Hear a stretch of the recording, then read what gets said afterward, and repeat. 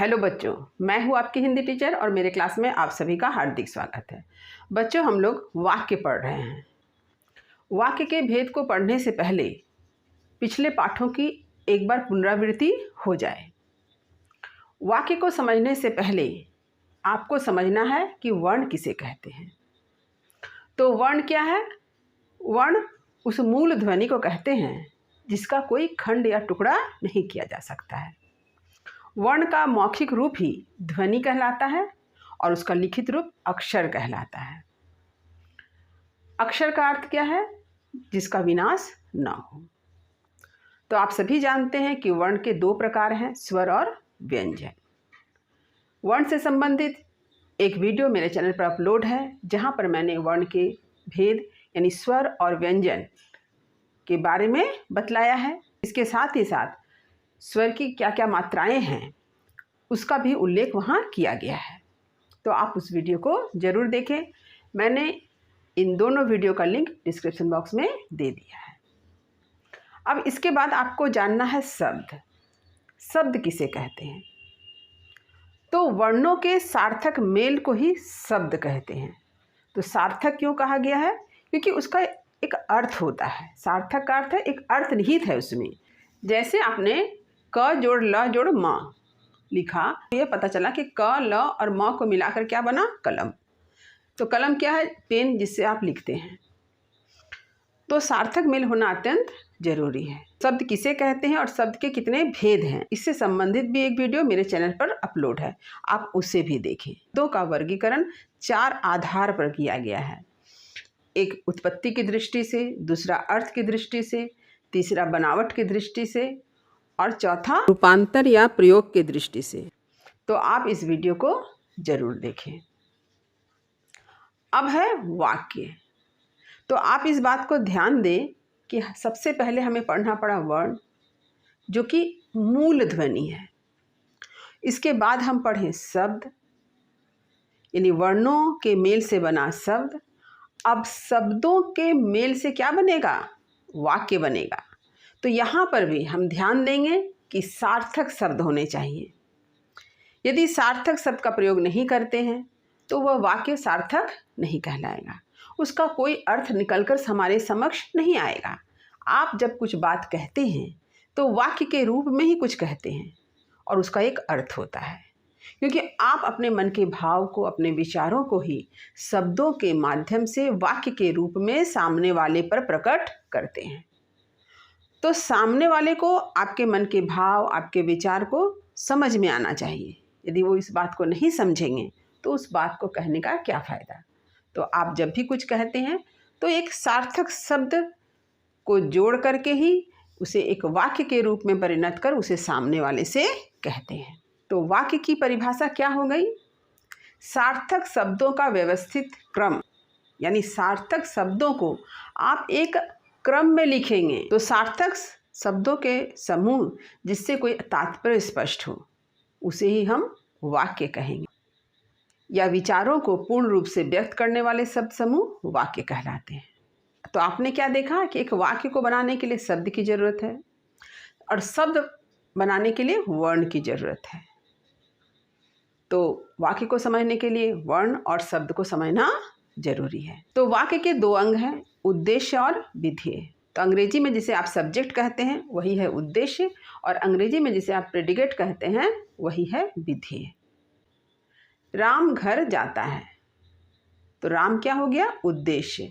घर जाता है विधेय। विधेय के अंतर्गत हम क्या देखते हैं? कर्म और क्रिया। यदि क्रिया अकर्मक है तो वहाँ पर कर्म नहीं होगा, और यदि क्रिया सकर्मक है तभी वहाँ पर कर्म का प्रयोग हम देखते हैं। तो उद्देश्य या कर्ता आप कैसे समझेंगे? एक उदाहरण से समझिए। राम जाता है।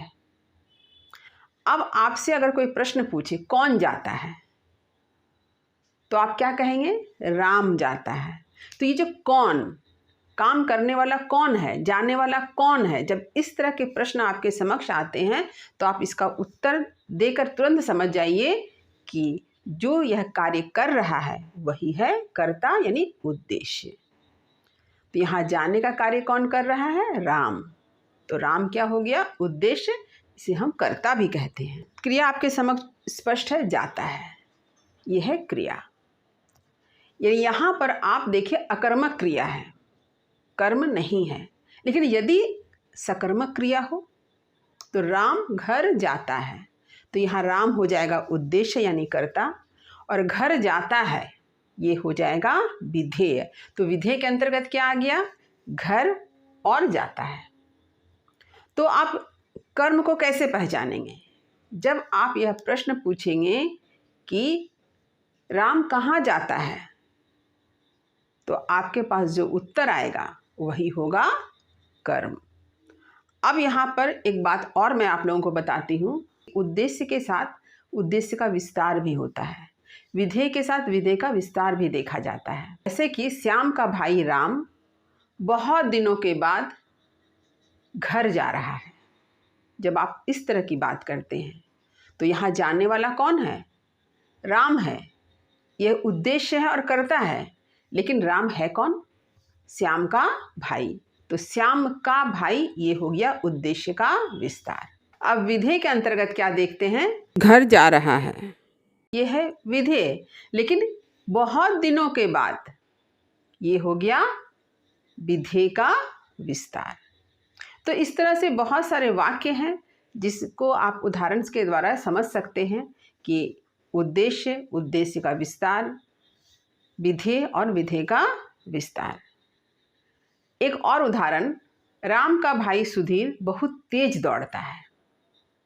तो यहाँ पर आप देखिए सुधीर है उद्देश्य या कर्ता, लेकिन है कौन? राम का भाई। तो ये हो गया राम का भाई उद्देश्य का विस्तार। बहुत तेज दौड़ता है, दौड़ता है विधेय है, लेकिन इसका विस्तार क्या है? बहुत तेज। तो ये हो गया विधेय का विस्तार। तो आप स्क्रीन में देख ही सक रहे हैं, मैं इन उदाहरणों को आपके समक्ष जो है प्रस्तुत कर रही हूँ एक एक करके। आप इसे देखें और हर बात को समझने की कोशिश करें। तो चूँकि हम लोग व्याकरण पढ़ रहे हैं तो इसे आप खूब ध्यान से देखिए, और हमेशा की तरह मैं ही कहूँगी कि एक व्याकरण की पुस्तक आप अपने पास अवश्य रखें, क्योंकि व्याकरण की पुस्तक अगर आपके पास नहीं होगी तो आपके लिए बड़ी दिक्कत होगी, क्योंकि बहुत सारी बातें आपको किताब में भी मिलेगी जिसे आपको पढ़ना है, जिसे आपको पढ़कर समझना भी है। अब मैं आप लोगों को बताना चाहती हूँ कि वाक्य के कुछ धर्म होते हैं, योग्यता, आकांक्षा, आसक्ति।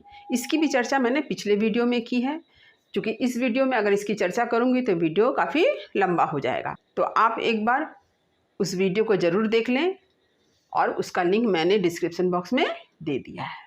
अब प्रश्न है कि वाक्य रचना करेंगे आप, तो वाक्य में पदों को किस क्रम से रखेंगे? तो मान लीजिए यदि वाक्य में केवल कर्ता और क्रिया हो तो आप कैसे लिखेंगे? तो कैसे लिखेंगे? देखिए, राम जाता है। तो यहाँ राम क्या हो गया? राम है कर्ता, और जाता है क्या है? क्रिया। अब देखिए, यदि केवल कर्ता, क्रिया और कर्म हो तब आप वाक्य को किस तरह से लिखेंगे? देखिए, राम घर जाता है। यहाँ राम हो गया कर्ता, घर कर्म, और जाता है क्रिया।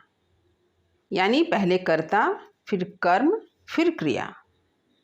और कर्म को कैसे पहचानते हैं? प्रश्न पूछकर। जैसे राम कहाँ जाता है, तो आपको क्या उत्तर मिल जाएगा कि राम घर जाता है। और उद्देश्य यानी कर्ता को कैसे पहचानते हैं? कौन के माध्यम से, कौन जाता है, तो जो उत्तर मिलेगा वो हो जाएगा कर्ता। अब यदि वाक्य में कुछ कारक चिन्ह आए तब स्थिति क्या होगी पदों की? मान लीजिए वाक्य में कर्ता और क्रिया है और उनके बीच क्या है? कर्म, अधिकरण, अपादान, संप्रदान, करण, संबंध कारक। तो इसमें पदों की स्थिति क्या होगी, यानी किस तरह से आप इसे सजा कर लिखेंगे? तो इसमें क्या स्थिति होगी आप उदाहरण से समझिए।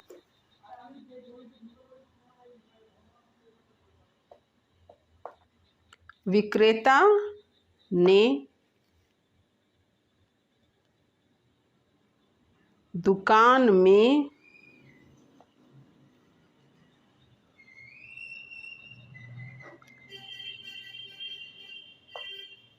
अलमारी से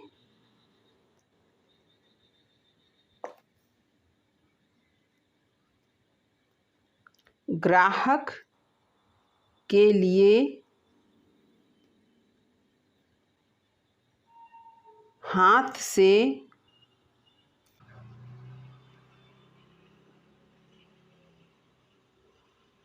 विज्ञान की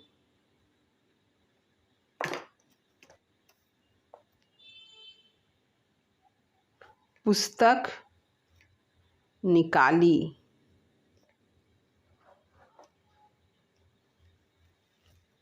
अब यहाँ देखिए, विक्रेता ने, ये ने किसके लिए है? कर्ता कारक। दुकान में, ये में क्या है? अधिकरण कारक। अलमारी से, ये है अपादान कारक का चिन्ह। ग्राहक के लिए, ये है संप्रदान कारक। हाथ से, ये है करण कारक। विज्ञान की, ये है संबंध कारक। और ये पुस्तक क्या है? ये है कर्म। और निकाली, ये क्या है? क्रिया।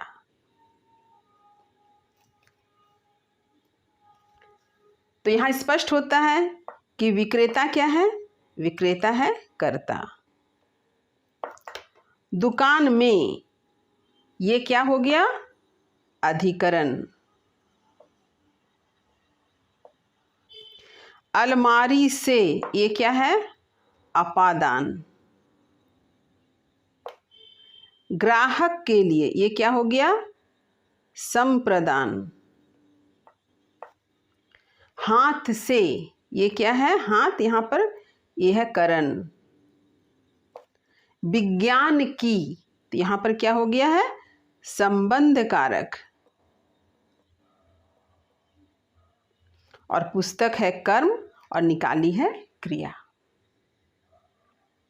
तो आप पदों को इसी क्रम में व्यवस्थित रूप से सजा कर लिखेंगे। एक और उदाहरण से समझते हैं। देखिए, राम ने कोलकाता में मेला से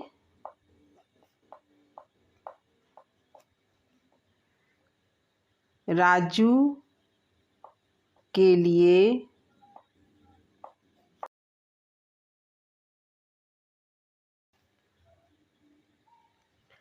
रुपये से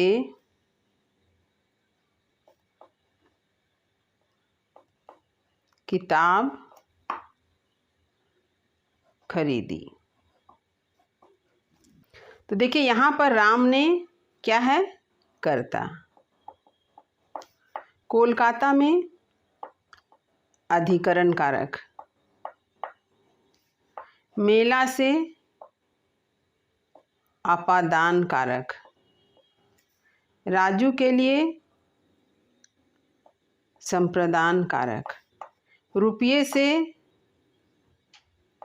करण कारक। किताब कर्म कारक या कर्म। खरीदी क्रिया। यानी कोई भी कारक का अभाव हो सकता है, लेकिन उसको सजाने का ढंग जो है, उसे लिखने का जो व्यवस्थित क्रम है, वह आपको इसी तरह से करना है। जैसे कि आप जब यह लिखते हैं कि राम ने कलम से लिखा, यहाँ पर भी देखिए, ये राम ने कर्ता है, लिखा क्रिया है, और कलम से क्या है? करण कारक का। तो लिखने का जो व्यवस्थित क्रम है वह इसी तरह से है। हो सकता है कोई एक कारक उसमें ना हो, लेकिन आप उसे इसी ढंग से लिखते हैं। मैं आपसे पुनः कहना चाहूँगी कि वाक्य को समझने से पहले वर्ण और शब्द इनकी जानकारी आपके पास होनी चाहिए।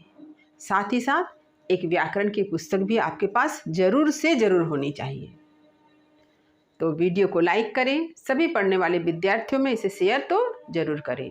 जो बच्चे मेरे चैनल पर नए हैं वे चैनल को सब्सक्राइब जरूर कर लें ताकि नए वीडियो का नोटिफिकेशन आपको तुरंत मिल सके।